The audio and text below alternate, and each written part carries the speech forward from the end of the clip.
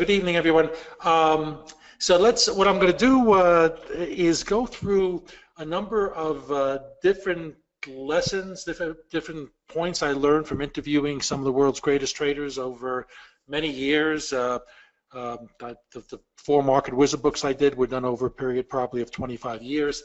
And so we're going to cover, only some, but some of the very key points that I got from talking to these people who were very successful in the markets, and we'll share some of the stories and the points of those stories.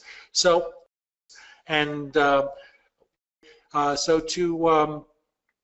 begin with Michael Marcus. Michael is he was actually the first person, the first interview subject in the first Market Wizard book, and his story is particularly interesting because of his many failures in his starting days. And I won't, there's not enough time to go through all of it, but after he'd gotten interested in markets through a college friend and who told him that he could make lots of money and was going to advise him, and he soon discovered that his friend didn't know anything, but he ended up losing his money, but he got the bug to trade the markets. He then had he came from a relatively poor family. His father had died and left a $3,000 insurance policy, so he cashed that in and he traded that in the markets, and he lost it all, and he just couldn't give up. So he started studying the markets, and he started reading, and he got involved in trying to trade grains, and he was reading all about the fundamentals of grains. And this was back in a year where there was a drought of the corn crop, and he got the idea to go long corn because of this blight. And he had a few $1,000s that he had scraped together, and he turned it into $30,000. So he thought, now I'm successful, now I'm on my way. So there was a theory that this disease, this blight, was going to winter over, meaning it would again affect the next year's crop. So he said, now I'm really going to build a fortune. And he took all his $30,000. Not only that, he borrowed $20,000 from his mother, so he had $50,000. His mother was poor. It was like she didn't have much money, more money in the world than that. And he bought it, put it all into the corn market. And then one morning there was a story in one of the financial papers, and the headline read, "There's more blight on the floor of the exchange than there is in the fields of Iowa." And the market went immediately limit down, and it went down further, and before he knew it, he had lost the entire $30,000, and not only that, he lost $12,000 of his mother's money. Now, Michael went on to become very successful, and I'll leave that for the moment. I'll come back to it, but I'm just trying to give you a sense here of the beginnings of these traders, as good as they were often riddled with multiple failures. Let me give you another story here, which concerns Paul Tudor Jones. Now, Michael Marcus, no one would have known who he was if I didn't write the book. He's a very private person. He was an immensely successful trader eventually, but nobody would have known him because he was trading for a private firm. Paul Tudor Jones is much better known. He eventually went on to form a hedge fund which managed tens of billions. By the time I interviewed him, he had 5 years where he had made about triple-digit returns 5 years in a row. So one of the things that we talked about was his earlier days, and he told me about his most painful trade. And this trade was quite traumatic. He was on the floor. This was when he was trading just cotton. He was on the floor of the exchange, and obviously some of these stories, we go back to the days of the floor. We don't have floors anymore, but they do make for more drama. And he was watching the last month of the old crop, July cotton. So in cotton, there's the last month of an old crop is July, and then you transition to the next year's crop. And there's only certain types of variety of cotton that can be delivered, and that's called deliverable supply. And by the time you get to the end of the year, those could be in short supply or not. So he's watching the market, and it goes to a new low. It goes to a low below any low price it had made. And as soon as it goes to new low and there's lots of selling, and a couple of minutes later, it comes roaring back, and it's now up for the day. So Paul looks at this and he says, aha, this is a bear trap. And many times, and I'll explain a bear trap, and this is actually, bear traps and bull traps are actually very, very useful signals normally. A bear trap is when you have a market, say it's in a trading range, a long trading range, and it goes to a new low and then comes immediately back. And it's called, what happens a lot of times is the market will go and take out all the stops that are right below the old lows, because that's a place where lots of people put their stops. And then once it takes out all those stops and there's no more selling, it has a vacuum on the upside, and the market comes roaring back. So Paul thought, aha, and a lot of times that type of action could be a major bottom. So Paul thought, aha, this is a major bottom, and he went long, but what he did is he put in an order for a very, very large number of contracts, much larger than he should have. And he puts in the order in the cotton pit, and jumping over all the other brokers is another broker saying, so Paul is buying, and the other broker jumps over everybody screaming sold. And the broker that sold him, that was on the other side of that trade, was the broker for the merchant who held the most of the deliverable supply for the cotton. In other words, he knew what the situation was. And Paul's face turned white. He knew he was dead in the water, because the seller knew they had plenty of supply, and everybody in the pit knew that Paul was wrong, and everybody started selling. And Paul, market lock limit down. He barely get out of any positions. It went down limit down for several days in a row. And by the time he got out of that trade, he had lost, and this is after he had made quite a bit of money, he lost approximately 2/3 of his account and the money he was managing. He had lost about 65%. And this was in one trade in a few days. And that one trade so traumatized him that he almost gave up. He almost gave up trading, and he kind of did introspection. And he said, "Why make this a process of pain? Why not make it a pleasurable process?" And that trade taught him risk management, and we will certainly get back to that because that's a very important lesson. Let me give you one more example, and you'll see the connection. There are multiple. I'm giving you some classic. First of all, I'm picking three great, very, very great traders, and I'm giving you their early failures, and there are connections between their failures and lessons to be learned, all of which we'll get to. So the third one I'm going to give you is Bruce Kovner. Bruce Kovner is he eventually formed a firm Caxton. Caxton is another firm that managed tens of billions of dollars. He had a career of decades of making excellent returns and with good risk control. When I interviewed him, he was a trader for the same firm that Michael Marcus was, a firm called Commodities Corp. He had at that time he had almost 10 years of trading, and he had compiled a record of I believe it was like 88% average returns over that period. But again, I talked to him about his earlier days and what his failures were, and this was his worst trade. So back in his early days, Kovner was trading soybeans, and in soybeans you also have crop years, old and new. And he had this trade. He had this idea that there was going to be a shortage of soybeans, which was proved to be correct. And he had the second idea that one way, a lower risk way of doing this trade, was to buy the old crop because there was going to be a shortage, which was July, and as protection to sell the November, the new crop.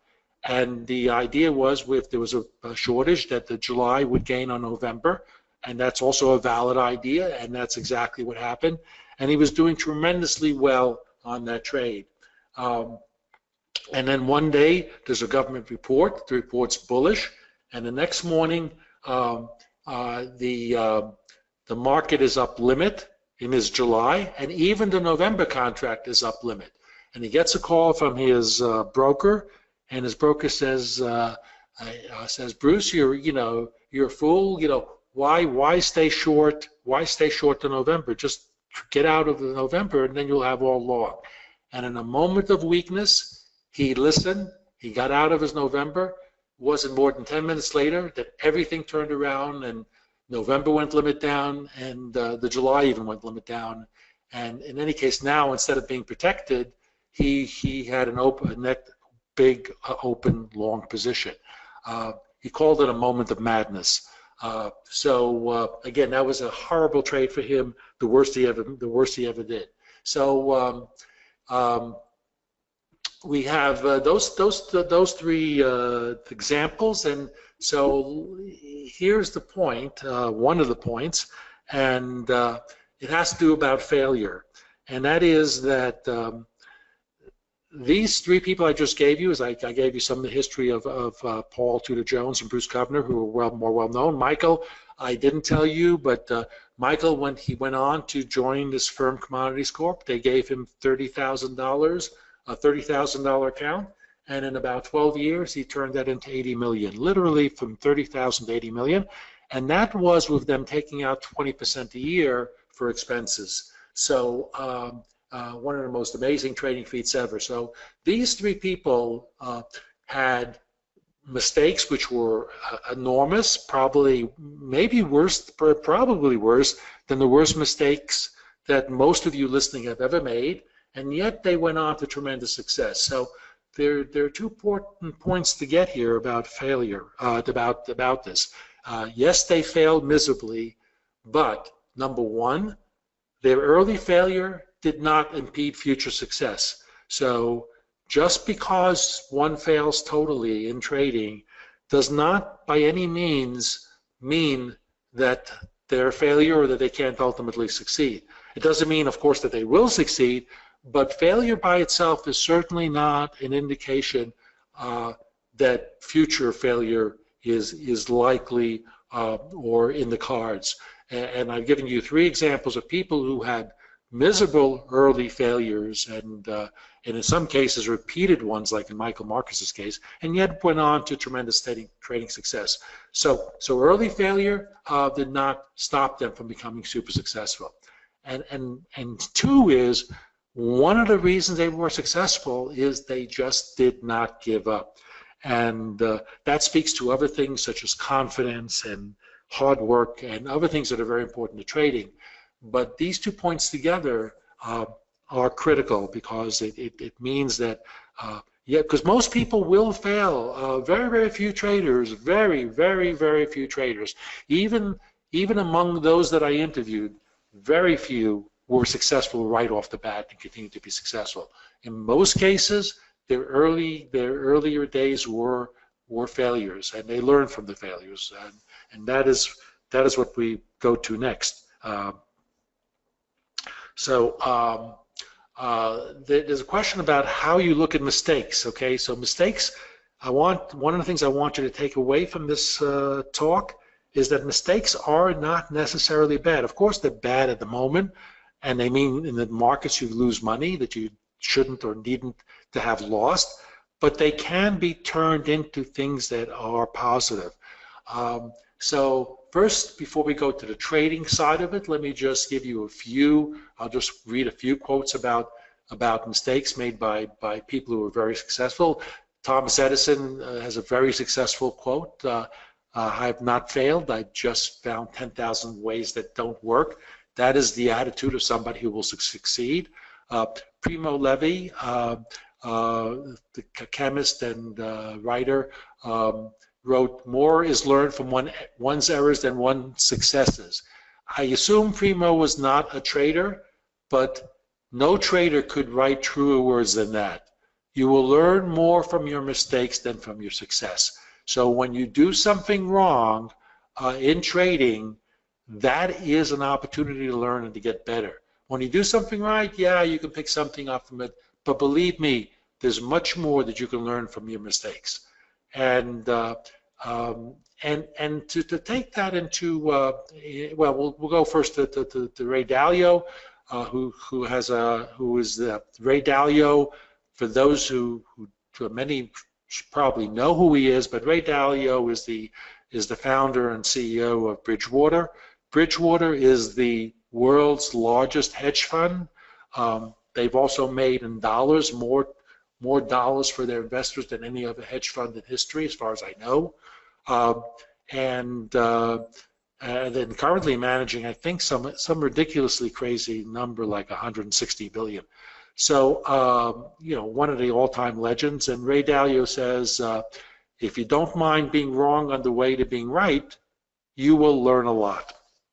So let's go a little bit more to Dalio and this idea of how you learn from mistakes and how it can lead you to be a better trader.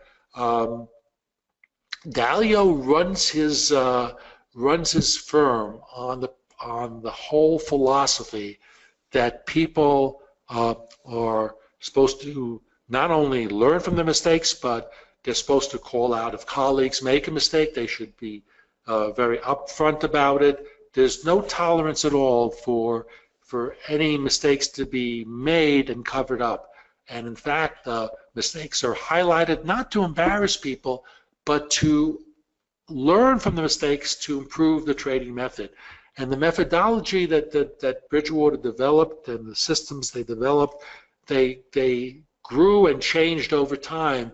And every time there were mistakes, the system and the methodology changed to incorporate what was learned from that mistake.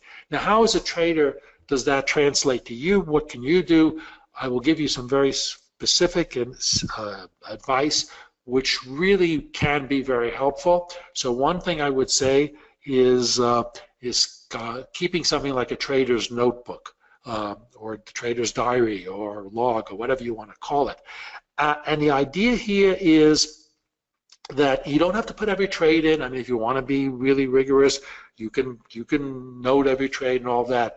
But the most important thing to record is the trades where you learn something from, and those will, for the most part, be trades that were mistakes.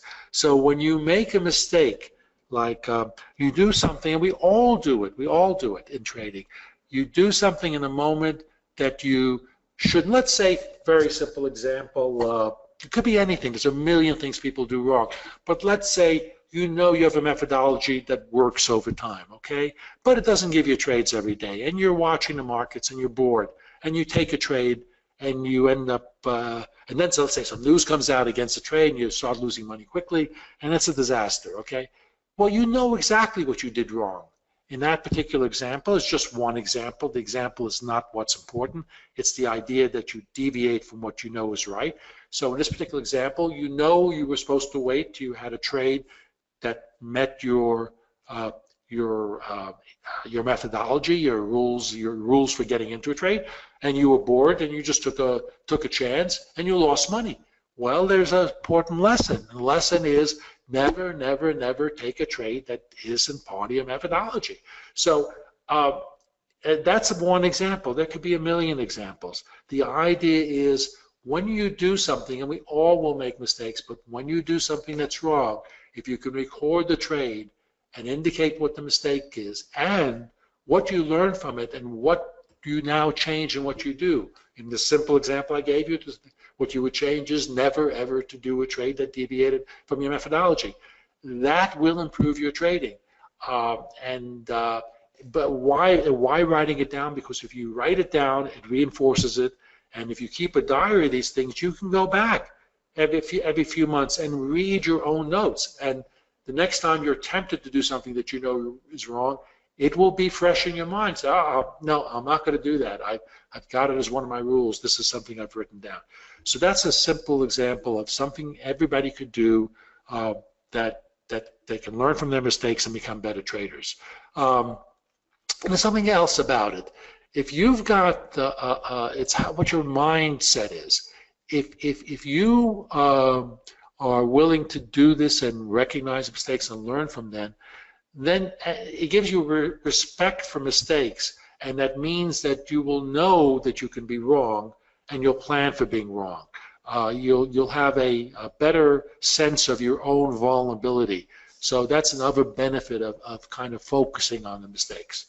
Because, and I speak from my personal experience, and I think many people will find this is true, but I know for myself, the absolute worst things I've ever done in the markets have always come after I've had good periods. And that's because we get complacent. But if you have a focus on mistakes, then you know that you're far from perfect and that you're vulnerable to making mistakes. And that can keep you from making mistakes in the first place.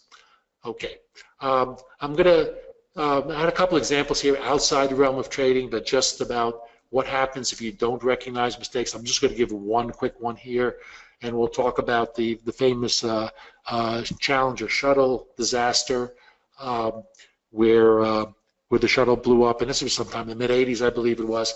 And what happened was there were repeated delays in the launch of the shuttle, and finally the day that was supposed to be they were supposed to go, it was a day that was unusually cold, and the temperatures got down to freezing.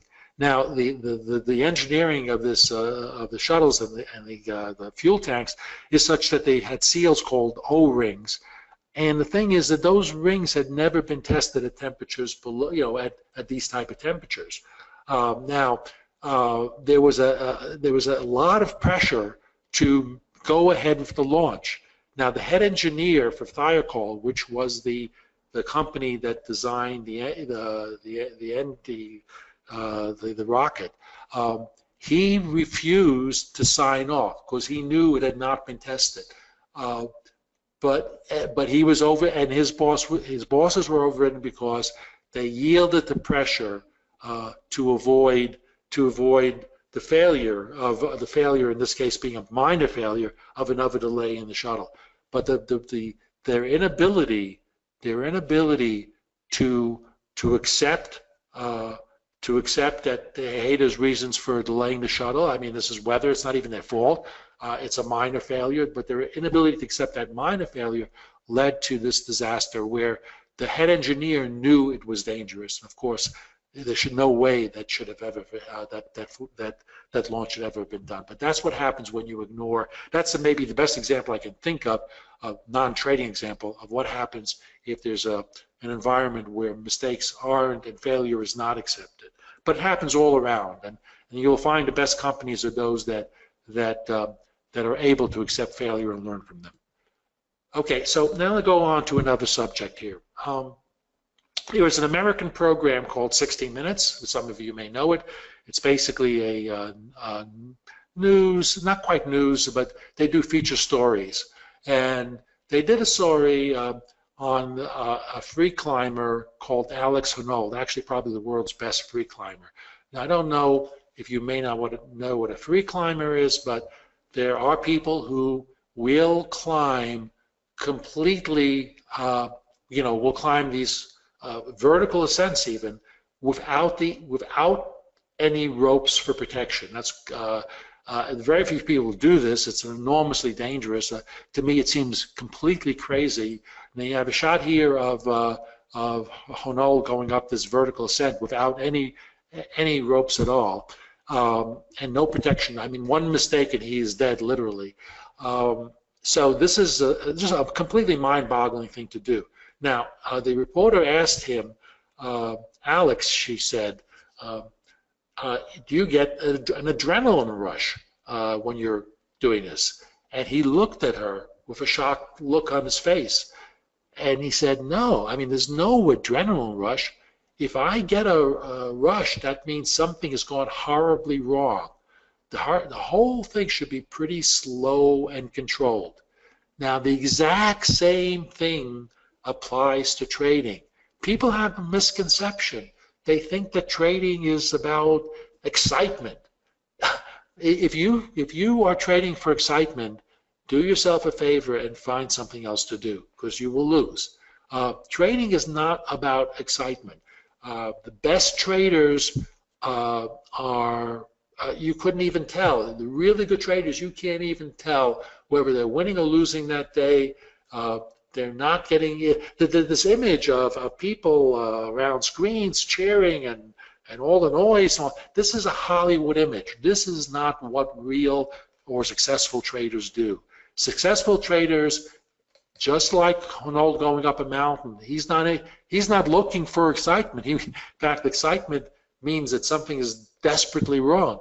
He's looking to be in control, to do it slow, to be thoughtful, to be unemotional. So emotions are not good for trading. You don't want excitement in trading. You want to actually avoid that to all degrees possible. One of the traders I interviewed, this kind of subject came up, and that trader is Larry Hite. Larry was the founder of Mint Management. Mint was the first big trend following or computerized systematic trading CTA. They ultimately sold the company, but this was the first really successful trend following CTA.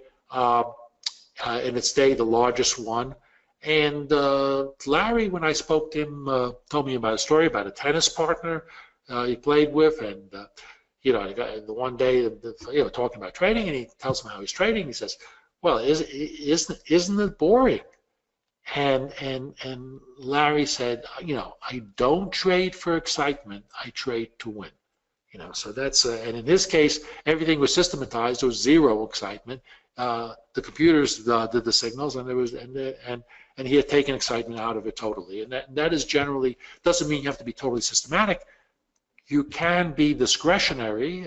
That's in fact many of the best traders are discretionary, but you don't want it to let excitement and emotions influence your trading.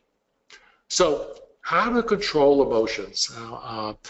About a year or two ago, I was writing a blog. I'm not writing it now anymore, but I would invite, I had a column sort of called Ask Jack, and I would invite traders to send in their questions. And by the way, at the end of this broadcast, I'll open it up to questions for as long as people want to ask questions. But so you'll have a chance to ask your own questions. But I had this column, Ask Jack, and one of the questions I got was, do you think it's possible to use self-suggestion to have neutral emotions?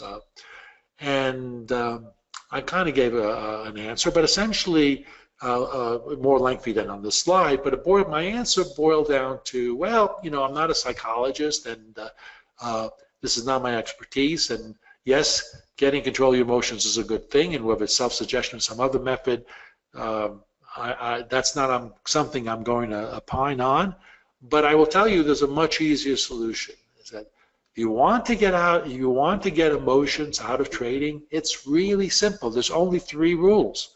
Okay, so the solution is, first of all, rule number 1 is you need to have a trade entry plan. You need to have a specific set of rules that define when you get into a trade. Now, there may not be just one set of, you may have multiple types of trades, but each type of trade would have its rules. Okay, when this and this and this happens, this is when I take a trade. Okay, so or it could even, it doesn't have to be absolutely rigorously specific. If you're, let's say, a chart trader, you could, and chart patterns are variable, but you could still say, when I get a chart pattern and I interpret it as such, I will do this, and then I will, you would still have a plan on how to get in. Okay, so number 1 to get emotions out of trading is have a trade entry plan. Number 2, you need to have a trade exit plan. So, in fact, that's maybe even more critical, because a lot of people stop at the entry. A lot of people, they put 90% of their energy into figuring out when and how, or maybe sometimes 100% of their energy figuring out how to get into trades. Everybody focuses on how to get into trades. But really the secret is that getting out of trades is as if not more important. And so you need to not only have a way of getting into trades, but you need to have a specific plan of how you will get out of a trade. And you need to have that defined ahead of time. So that's the second part. And the third part the third part is there are prohibited trades. And what are prohibited trades?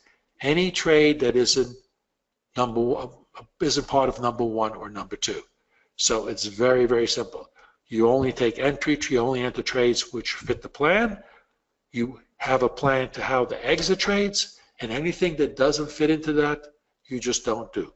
And that's really all that's necessary to get emotions out of trading.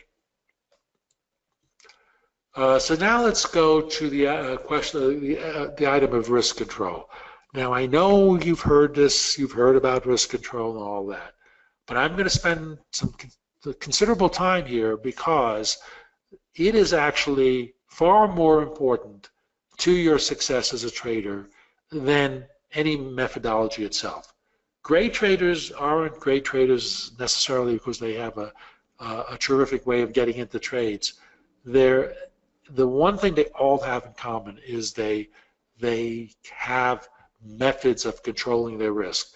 If you don't have that, then one bad trade can take you out of the game. And if you think back to the examples I gave you with Marcus and with Jones and with Kovner, those early failures, well, what were they failures in? They were failures of risk control.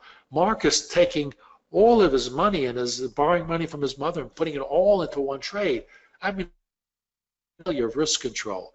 You know, Kovner, who had this trade well balanced and protected, lifting one leg, leaving himself totally exposed after the market had gone a long way in his direction. Again, a tremendous failure of risk control. Jones putting on this position, which was way too large. Again, failure of risk control. So even great traders, well, this was in their earlier days, can have these failures of risk control. But risk control is essential. And without it, you can easily get knocked out of trading altogether. So let's talk about some specific ways of looking at it and achieving it. Now, Marty Schwartz, who was a very successful trader at the time I interviewed him, he had just an incredible record, a record which was really impossible to continue. He had literally 10 years. He had it audited. He had 10 years where he had only 2 losing months. He was averaging like this extraordinary number of 25% a month. The only way he was able to do that, by the way, was because he was constantly taking money out of the market and keeping his trading to a relatively small size. Otherwise, compounding would have made it much too large to get those type of returns. But still, it was an extraordinary record that he compiled. Marty spoke about this, and he says you have to know your uncle point. Now, that's actually probably an American expression, and I don't even know if it's still used much. It was an expression when I was a kid that we used. But an uncle point is like if 2 kids are fighting and one sort of bends the other arm till he gives up, and they would say, yell uncle. Why uncle? I can't tell you, but this was kind of yelling uncle means you're sort of giving up.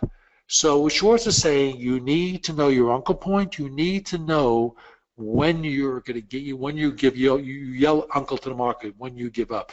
You need to know that. Kovner put the same idea in a very specific form, and I'm going to give you Kovner's quote here exactly. And interestingly enough, this quote I'm going to give you in this piece of advice, it's actually 10 words long, and I often tell audiences when I give talks that if somebody said, Jack, you can give trading advice, but there's one restriction here. You can only use 10 words. So if I had to, let's say, do this webinar and use 10 words to give advice, these would be the 10 words I would use. Know where you get out before you get in. I'll repeat that. Know where you're getting out before you get in. And now, why is that so critical? So it's critical because before you get into a trade, that is the only time that you have complete objectivity. Once you're in the trade, you lose that objectivity. You're no longer thinking completely rationally and straight because you're now committed to the trade. You're making or losing money. Your thoughts change. So before you get into the trade, you can think very clear, very rational. You can do your best planning. So the idea is You choose where okay, you decide I'm going to do this trade, fine, you're going to get in trade. Okay, assume you get into the trade. Now, where do you get out? You decide that before you get into the trade.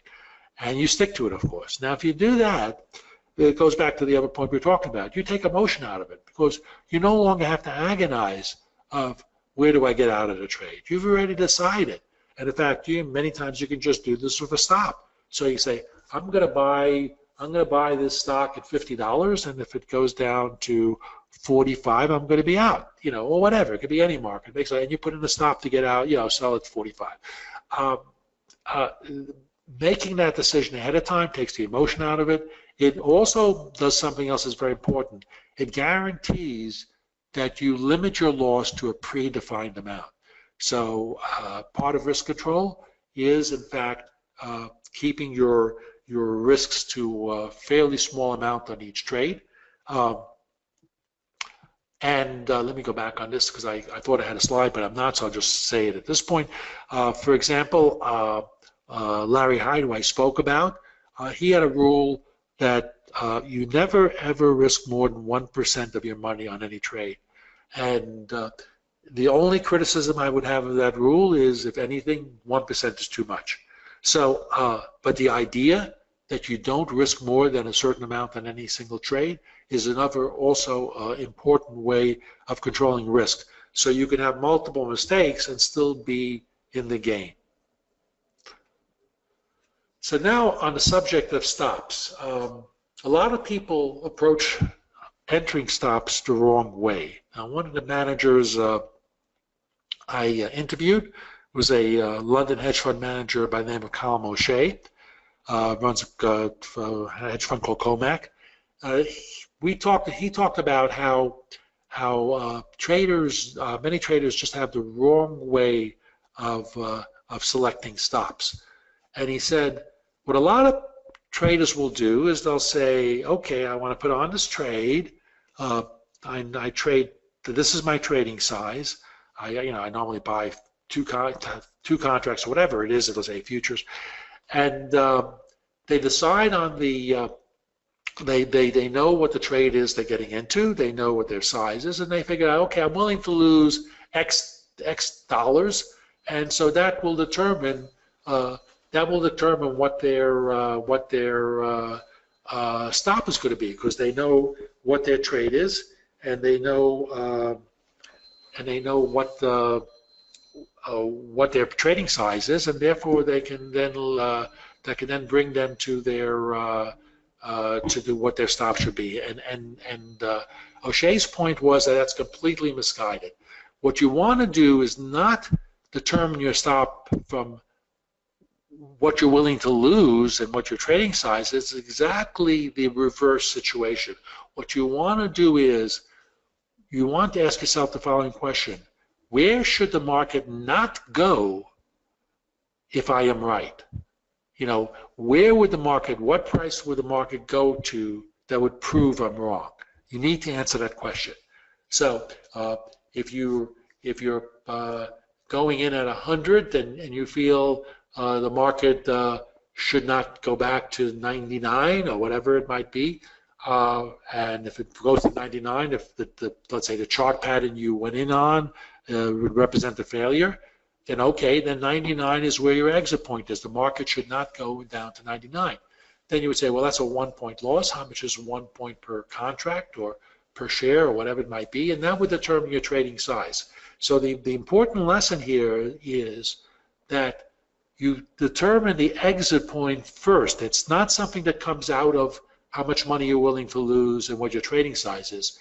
You determine where the market should not go, what would prove that you're wrong. That is what you decide first. And once you've decided that, then you know how much money you're willing to lose, then you decide what position size you could take. There's a dilemma that most traders, if not all traders, face, and then a lot of times, is you're in a losing position, and you, on one hand, think, let's say it's a long position. Could be short, doesn't make a difference, but let's say you're long, and the market's going down, and you're losing more than you want, and you're worried about the position. But on the other hand, you think boy, if I get out now, I'll be getting out right at the bottom. And so you have this dilemma. You just don't know what to do, and you're like frozen like a deer in the headlights. Now, one thing that came out of my interview with Steve Cohen, and I know Cohen has had a lot of controversy regarding insider trading or whatever, and while his firm got convicted, people at his firm got convicted, he never did. But I'm not going to go into that. I don't have an opinion. I don't know more than the investigators do. But I can say this with confidence that regardless of that, he may, he has his track record is so enormous that it's inconceivable. But if he would have, if insider trading would have been a big part of his performance, then they would have definitely found evidence. So I'm not saying that I have no opinion on whether he had any inside trades or not, but I do feel strongly that he was an incredible trader. So that's separate of any other issue. Now, one of the things he said was when asked about this question of how to handle that situation, he said if he's ever in that situation where he doesn't know what to do, he just cuts his position in half. And if he's still in that position a little while later and he's still in the same, doesn't know what to do, he cuts it in half again. And he said sooner or later, you cut it in half, it's not a problem anymore. So we, as our human nature is such that we always want to be 100% right, and because of that, we often end up being 100% wrong. So this is not just a matter about this dilemma. If you're in a position, don't know what to do, it applies all through trading. You don't have to take actions that are always 100%. So if you're uncertain and you're worried, like in this case example I gave you, well, begin by getting out of half the position. Now, what happens to get a half the position? If the market rallies back, yeah, you'll say, I should have kept it all. So you're going to be unhappy. And if it continues to go down, you say, I should have gotten out of all of it, so you're going to be unhappy. But the point is that in either case, you're still better off if you're wrong, because if it goes up, if it does recover, you still have half the position, and if it goes down, you don't have whole position. So a lot of times decisions which are halfway decisions when you don't know are a better path, and that's true if you have a position and you let's say you're making, because a lot of cases, another example might be you're making money on a position, you made a lot of money, you want to let it go, but on the other hand, you worry about giving it back. You can get out of it, you can take profits on part of it. And if it keeps on going, fine, you'll still have the rest of it. So this comes in all through trading. Keep in mind, you don't have to treat every position 100%. You can get out some part of it. You don't have to either get in totally or get out totally at one time. That's an important lesson by itself. So next well, I actually gave this risk management doesn't have to be complicated. I told you what this is where we covered it. The idea of like something as simple like a 1% loss or something smaller than that, maximum on any trade. Now I'll give you another example here from Bluecrest, which is a London hedge fund. I interviewed Michael Platt. Now, when I had interviewed them, they had a track record of a dozen years or so. But the thing was, the track record was that returns. It wasn't that the return was high. The return was like an average of 14% a year. That's good, but it doesn't sound great. But the thing was, they had never had a drawdown more than 5%. So this is what was very impressive. So how did they get that type of return with never having a maximum decline from a peak to a low, which was more than 5%. So that really came out of that money management system that Platt had imposed. So this was their primary fund, which he managed a portion of it, and he also had portions of it were managed by other managers, and they all lived by the same rule. At the beginning of the year, they would they would have their allocation, and they were allowed to lose 3%. That's not very much. They were allowed to lose 3%. If they lost 3% from that starting point, again, the starting point, not a 3% decline at any point, but from the starting point, if they lost 3%, then their allocation was cut in half. And if then from that point on, if they lost another 3%, their total allocation was gone for the year.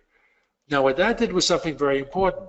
It meant that no trader could lose much more than about a little over 5% because 3% twice compounded losses are just over 5%. So that meant that no trader could have a large loss to the portfolio.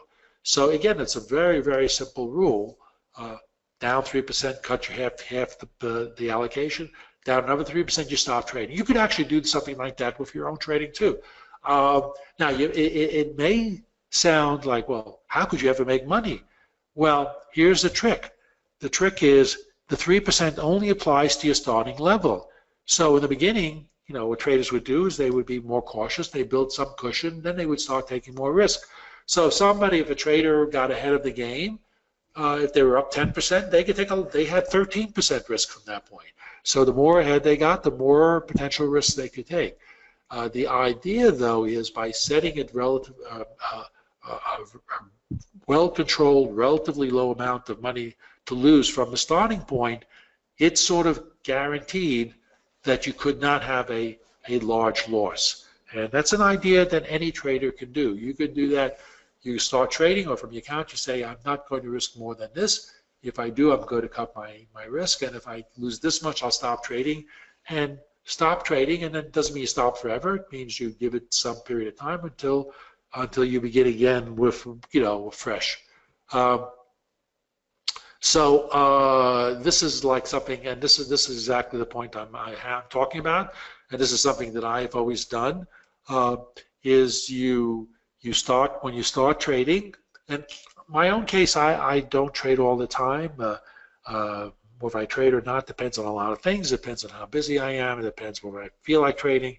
But for me, I've been a writer about traders. I've been an analyst. Those things I've done all through my career. But trading has been sort of kind of more of a hobby. It's not been my job, so to speak. But in my own experience, and this is something I learned early on, is whenever I start trading, I kind of have I start for a relatively small amount, and certainly a small amount that I'm willing to lose. And if it goes, fine. If it doesn't go, then I've lost a small amount. I'll come back another time and try. But that way, I never lose much from whatever my starting stake is. And most often, because I start small, I can get ahead at some, and that's not an issue. So that is a great way of making sure you don't lose a lot of money, and that of course once you get ahead, then it can make sense to move that point up. So if you're ahead, you want to then not go all the way back down below zero. You may want to then change that exit point, so you or take money out of the market to make sure that you've locked in some profits. Okay, so there's also another connected reason here of avoiding large losses. The obvious reason, large losses are going to are painful, and they're going to hurt your ability to recover and all of that. But the other people forget that it also will impact. It may mean that you miss trades that would have been very profitable. And Michael Platt, who I talked about, uses an analogy, and he doesn't mean it literally here. He's not advocating hunting elephants. He's just using it as an analogy because an elephant's a large animal. He says it's like you're hunting and you're loading your gun when the elephant walks by. And he said when you're losing it, when you do something stupid in the market, by taking a larger loss than you should have, you're so emotionally destabilized that when a really good trade that you normally would have taken and was obvious comes by, you're so upset about the losing trade that you miss it. So that's what the analogy means. I'll give you another thought here, that you don't have to always use stops for markets which have liquid options. You can use stops as a way to protect yourself, and they do have certain advantages. So I've just made up a simple example here. Say you wanted to buy some stock at $24 and you were willing to risk a $2 loss on it. So you could do the simple thing, which is buy it and put a stop in at 22.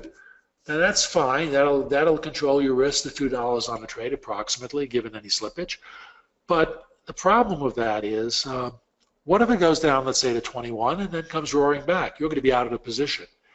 Well, there's an alternative way of kind of achieving a similar thing, and that is instead of putting in a stop, you can buy a call, which is in the money. So you buy a call, let's say a $22 call. So that call is, is $2, has $2 of value in it because the market's at 24. And of course, you'll have to pay a premium, a time premium. So let's say the price of the option is $3. Now, if the market, if you're right, the stock goes up to 30, in the first case, you would have made $8. If you bought the call at 22, you make, I'm sorry, if the market goes up to 30, you would make $6 because the market was at 24. If you bought the call, you'd make $8. The call would be worth 8, but you would pay 3, so you only make 5. So you'll make less money. You will make less money. But the advantage of it is, let's say in my example, the market goes down to 21 and then bounces back. With the option, you're still in the trade. So that's an alternative way of achieving the same end as a stop in a way that lets you stay in the market. At some cost, but the cost comes primarily if you're right. Okay, so a couple of more, just a few last points before we open it to questions. So one thing you need to keep in mind when you're trading and risk control is that the markets are not a static thing. They're very changeable, like the weather. I mean, you can have a nice clear day, like the picture on the left, and you can have a tornado or a hurricane. The weather changes, and you would not trade, you would not go outside for an activity in the same way when you have a situation on the left versus a situation on the right. You adjust your behavior because the weather changes. Well, you need to adjust your trading similarly when markets change. So, for example, in 2008, the markets became enormously more volatile. If for those traders who were still trading the same way in 2008 as they were previously, what would have been conservative and rational and prudent approaches would have been wildly speculative because the markets had become so much more volatile. So, for example, O'Shea, who I talked about, he gave this example of how he would talk to other hedge fund managers in 2008, and they would say, "Yeah, these markets are crazy. I've cut my risk in half," and he would think to himself, "Half?" Like they thought they were doing they were being good because they were cutting their risk. He said the volatility is going up by 5, so cutting in half still leaves you tremendously overexposed. So you need to be very cognizant of the environment of the market. And you need to be cognizant of correlated risk. So if you're long the euro, you're long the Swiss, it's not. You have in some ways, similar trades, and it's not like you have two independent trades. So like this bus, the people on the bus, it's not like the risk of a rider on this bus being injured because of it going off this rickety bridge. It's not independent. If one rider gets hurt, likely they'll all get hurt because that means the bus went over the side, or none of them get hurt. The point is that they're not independent, and market positions are like riders on this bus. They're not independent. Now, some market positions are, but if you have positions, or particularly in the stock market, if you've got multiple different stock positions, they're not like all separate positions. They're likely to go down together. So you need to have a sense of the degree of correlation between your positions to know what your overall risk is in your entire portfolio.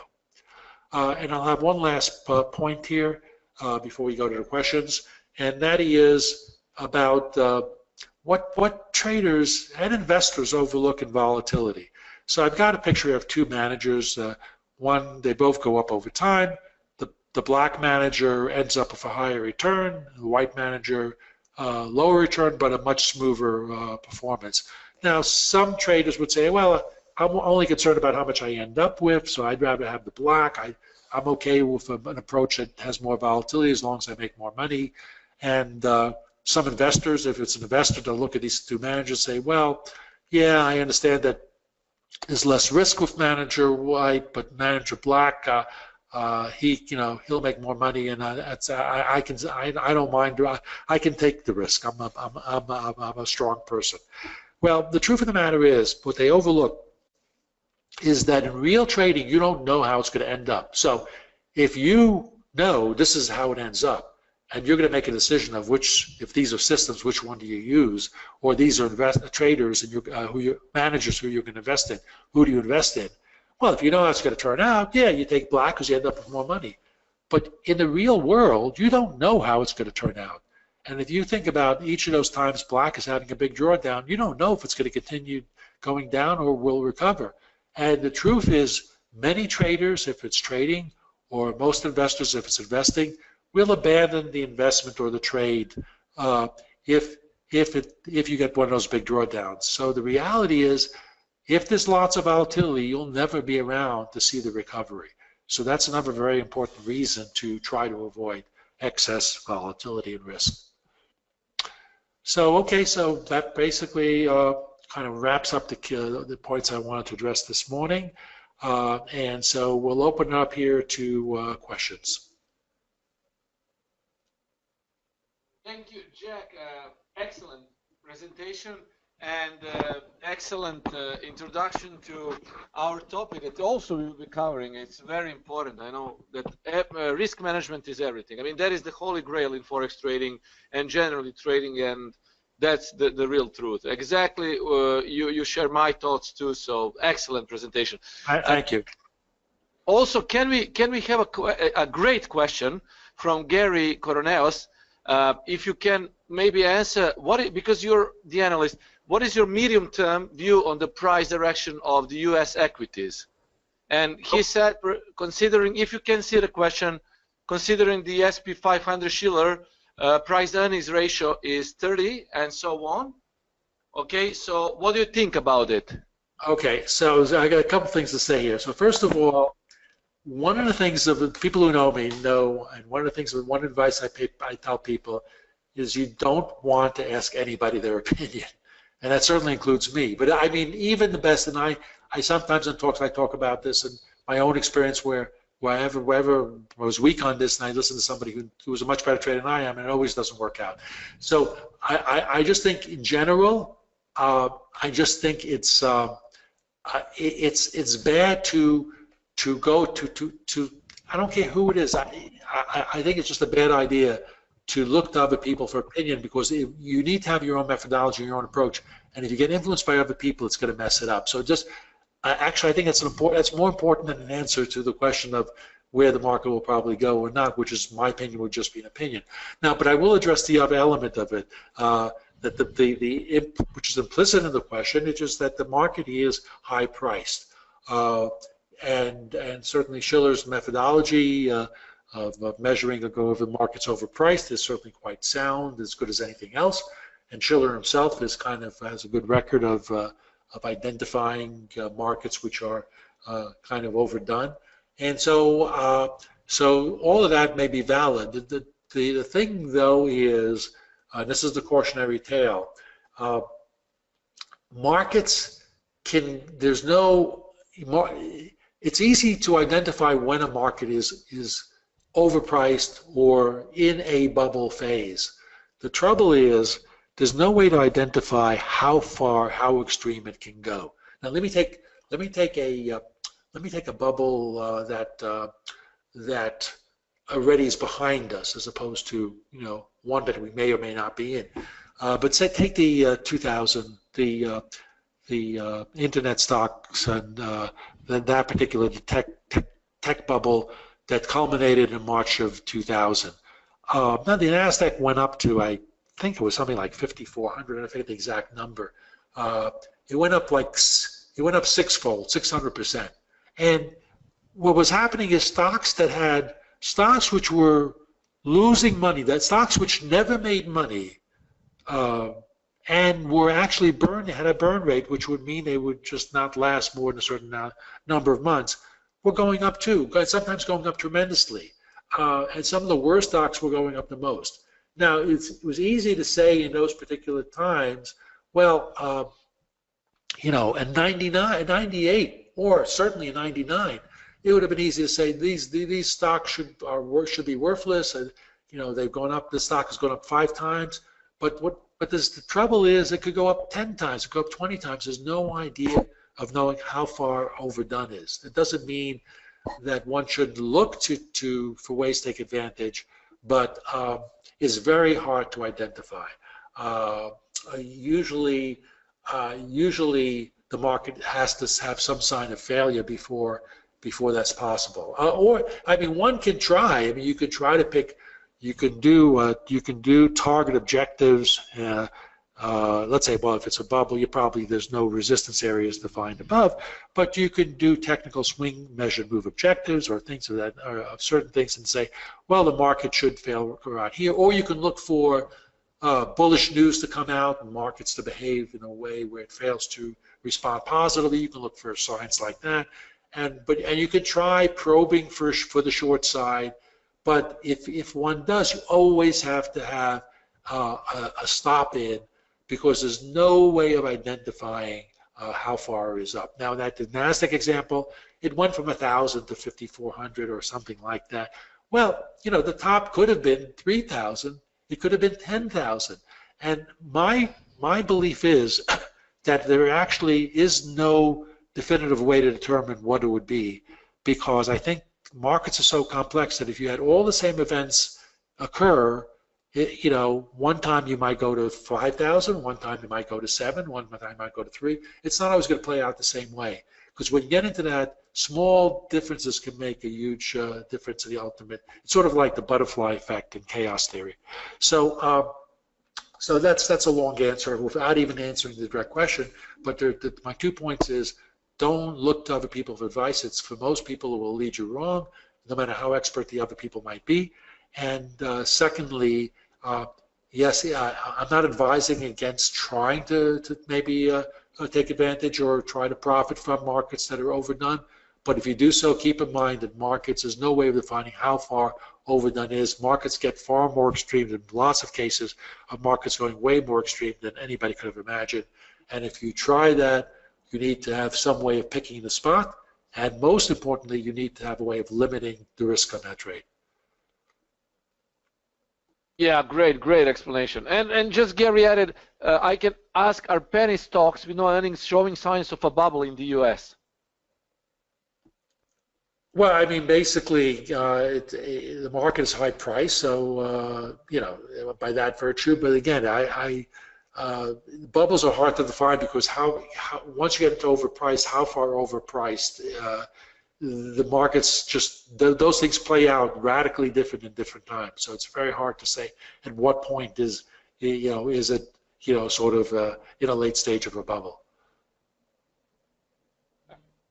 Thank you. I mean, of course, I mean, like just say, see, there's things we can all see. There's the debt problem. It's easy. It's like the market ignores things. It ignores it until all of a sudden it starts paying attention to it, and then things go. So all the things in that NASDAQ example I used, the tech bubble, all the things that caused the destruction, and by the way, that market went all the way back to where it started from.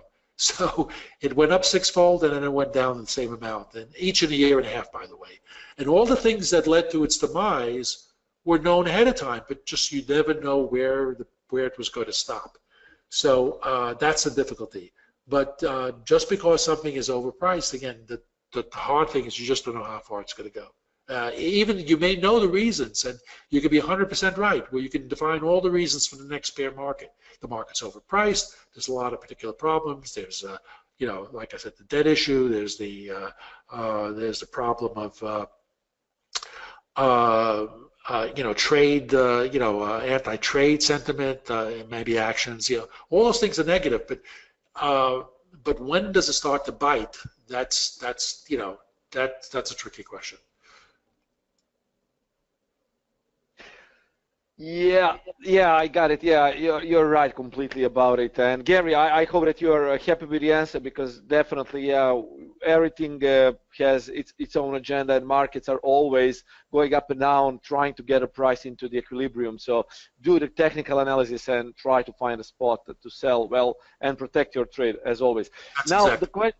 Yeah, I've been doing that for a long time, protecting my trades, using profit stops always. So because the market is very volatile. Now the question, which one indicator do you recommend to use in 1 minute, 15 minutes? And what about indicator setting?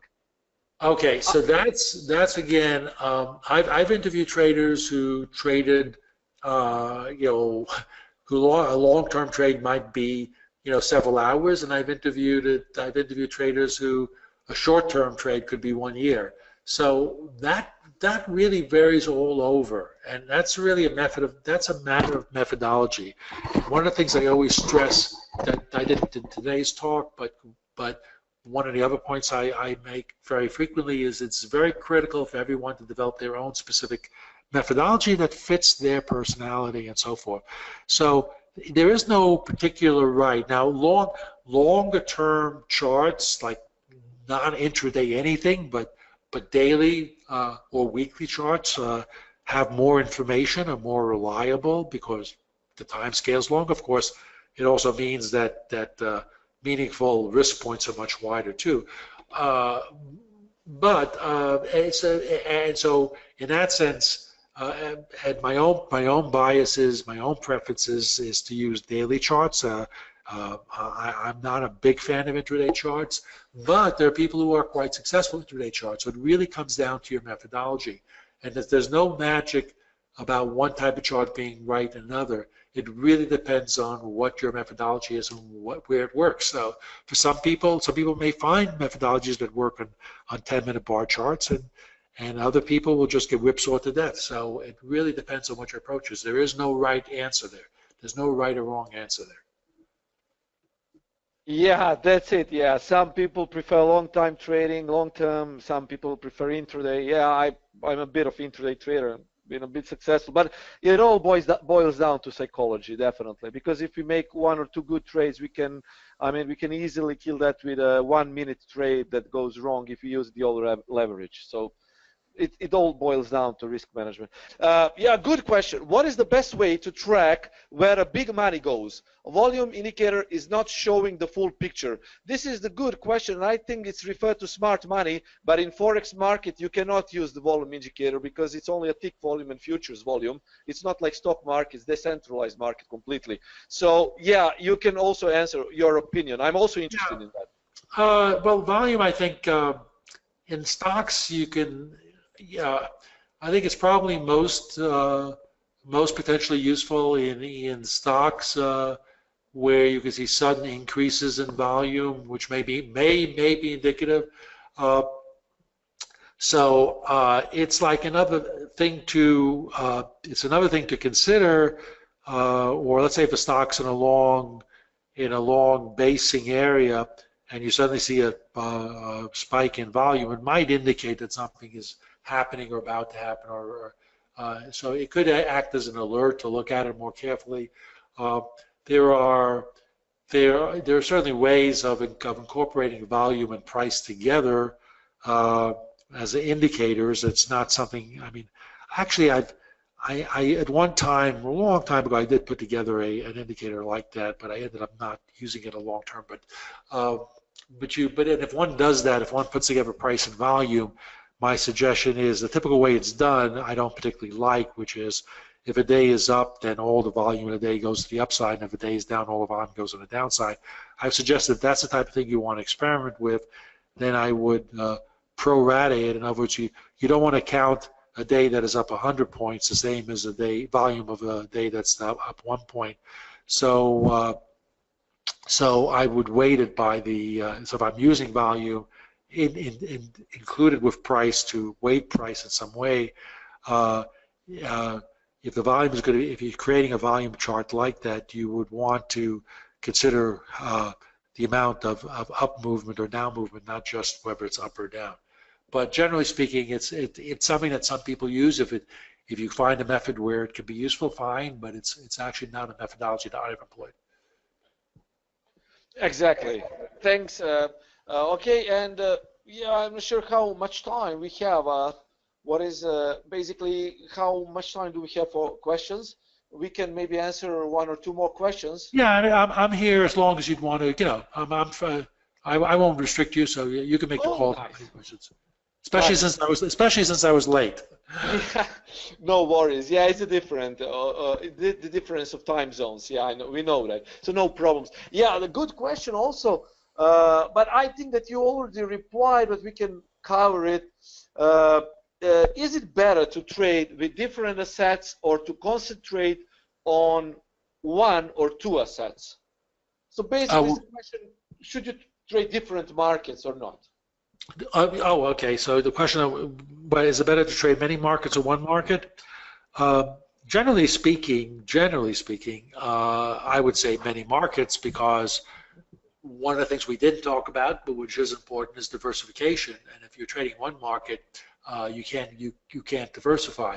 So and then diversification is not only a matter of risk management, but it's also opportunity. So if you're trading one market, there may just not be any opportunities in that market, period. Lots of markets can go into periods where they just chop around and there's no opportunity. If you're trading multiple markets, then you can focus. You can go from market to market and just go with the markets that seem to have an opportunity for whatever your approach is. So certainly, as a general response, I would say I would always go to multiple markets as opposed to one market. But having said that, if you are the rare individual that comes up with a methodology that is very effective for a single market, then that's fine. So Marty Schwartz, who I spoke about, he actually just traded S&P when he was in his prime, and that worked phenomenally for him. So it really comes down to your methodology. If you've got a methodology that works on one market, then more power to you. That's fine. But as a general philosophy, if you're making a choice, should I trade one? Should I trade multiple?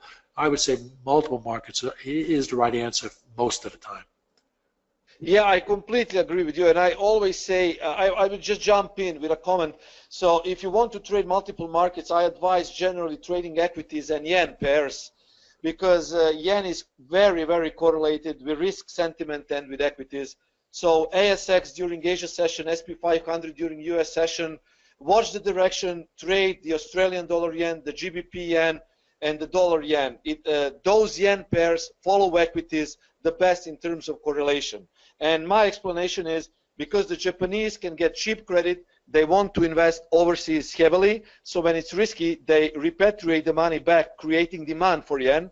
And vice versa, when it's bullish equities, they want to pump their money overseas, which means they sell yen and buy foreign currency. Okay, so try to watch it. It's very important. And yeah, I hope, Jack, that you agree with me. I mean, that ties into what I was talking about correlation before. Indeed, yeah. And I would add one thing, though. Those type of patterns, like the one you said, some types of correlation are always there, like correlation between stocks in the same country market. That's that type of correlation doesn't go away. But certain types of correlation, like between stocks and bonds, or between yen and stock equities, those type of correlations, there will be phases where they can exist and then they can fade away. So you need to be current. Yeah, indeed, and that is why we watch risk on and risk off sentiment. Yeah, the correlation matrix is a good thing to look at. Yeah. Yeah, that's a great thing. So yeah, of course, it's a great link to our MT4 Supreme. So for all the Forex, what we offer to trade, we have a correlation manager. If you want to see more about correlations, just use MT4, MT5 Supreme, like you can see now with my screen, and you will get lots of trading ideas every day. Yeah, I'm still also here. This is still Jens from Germany. Thanks a lot. I guess one last question is possible, and then the limit is our time. Thank you, and don't forget to join the next webinar. I guess Nenad will introduce and invite you again, because we will have too much more. And if you don't get enough from our webinars, check out atlanmarkets.com and just register to all the other trading webinars. Many, many things just for you. So, and don't forget, that's what I want to show you, correlation matrix correlation trader directly in MetaTrader. Excellent, Jens. And yes, there was a question, is there a correlation between the SP 500 and X30? So just bring on the correlation matrix and you will see a lot more than just SP 500 and X30. You will see it on every possible time frame shown. So just go with the correlation matrix.